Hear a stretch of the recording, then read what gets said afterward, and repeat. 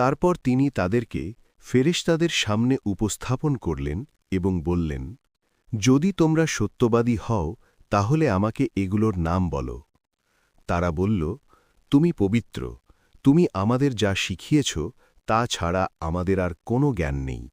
নিঃসন্দেহে তুমিই সর্বজ্ঞ প্রজ্ঞাময়।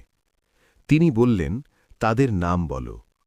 তারপর যখন তিনি তাদেরকে তাদের নাম বললেন, তখন তিনি বললেন, আমি কি তোমাদের বলিনি যে আমি আসমান ও জমিনের অদৃশ্য বিষয় জানি, আর তোমরা যা প্রকাশ করো এবং যা গোপন করো তাও আমি জানি।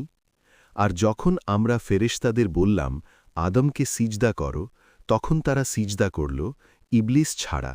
সে অস্বীকৃতি জানাল এবং অহংকার করল এবং কাফেরদের অন্তর্ভুক্ত হয়ে গেল।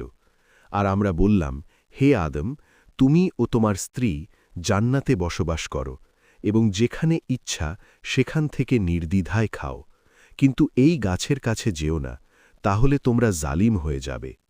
কিন্তু শয়তান তাদেরকে সেখান থেকে ছিটকে দিল এবং তাদের সেই অবস্থা থেকে সরিয়ে দিল যেখানে তারা ছিল। আর আমরা বললাম, তোমাদের কেউ কেউ অন্যের কাছে নেমে যাও, শত্রু, আর পৃথিবীতে তোমাদের জন্য কিছুকালের জন্য থাকার জায়গা এবং ভোগের জায়গা আছে। তারপর আদম তার প্রভুর কাছ থেকে প্রত্যাদেশের বাক্য গ্রহণ করলেন এবং তিনি তার তওবা কবুল করলেন।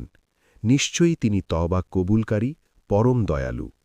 আমরা বললাম, তোমরা সবাই এখান থেকে নেমে যাও, আর যখন আমার পক্ষ থেকে তোমাদের কাছে হেদায়েত আসবে, তখন যারা আমার হেদায়েত অনুসরণ করবে তাদের কোনো ভয় থাকবে না এবং তারা দুঃখিতও হবে না।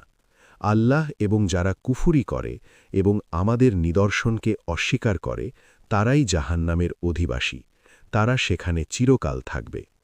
আল্লাহ ইসরাইলকে পুনর্নির্মিত করা হবে।